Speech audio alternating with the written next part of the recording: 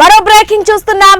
వైఎస్ఆర్ జిల్లాలో ఘోర ప్రమాదం జరిగింది. వేసవి సెలవుల్లో గడిపేందుకు సొంతూళ్లకు వెళ్లిన చిన్నారులు అనూహ్యంగా ప్రాణాలు కోల్పోయారు. ఇరుగు పొరుగు ఇళ్లలో ఉండే చిన్నారులు ఆడుకుంటూ చెరువు వైపు వెళ్లి అందులో ఈతకు దిగి మృత్యువాత పడ్డారు. అర్ధరాత్రి సమయంలో చెరువులో నీటిని తోడి మృతదేహాలను వెలికి తీశారు. బ్రహ్మంగారిమఠం మండలం మల్లేపల్లిలో చెరువులోకి దిగిన 5 చిన్నారులు నీటిలో మునిగి మృతి చెందారు. చెరువులో మునిగిన చిన్నారులను తరుణ్, చరణ్, పార్థు, హర్ష, దీక్షిత్ గా గుర్తించారు.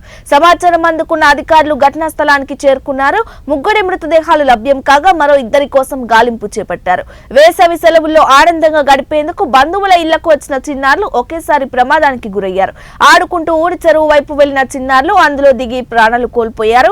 ఈ ఘటన వారి కుటుంబాల్లో విషాదాన్ని నింపింది. బాధితుల కథనం మేరకు నంద్యాల జిల్లా ఆళ్లగడ్డ మండలం బోధనం గ్రామానికి చెందిన సుబ్బయ్య కుమార్లు చరణ్, పార్థు 12 సంవత్సరాలు వేసవి సెలవులకు అమ్మమ్మ ఊరైన బ్రహ్మంగారిమఠం మండలం మల్లేపల్లి గ్రామానికి వచ్చారు.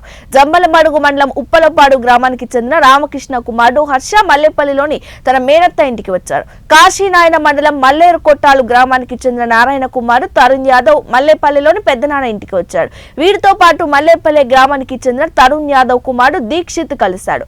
5 చిన్నారులు నిన్న మధ్యాహ్నం 2 గంటలకు సమయంలో ఆడుకుంటూ రోడ్డుపైకి వెళ్లారు. సాయంత్రం 5 గంటలు దాటుతున్న చిన్నారుల ఆచూకీ లేకపోవడంతో ఆందోళనకు గురైన కుటుంబ సభ్యులు వారి తల్లిదండ్రులు ఊళ్ళో గాలించారు.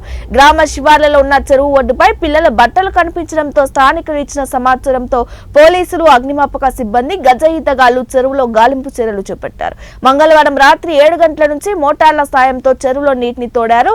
రాత్రి 11 గంటలకు పిల్లల మృతదేహాలను గుర్తించారు. మరో 2 మృతదేహాల కోసం గాలిస్తున్నారు.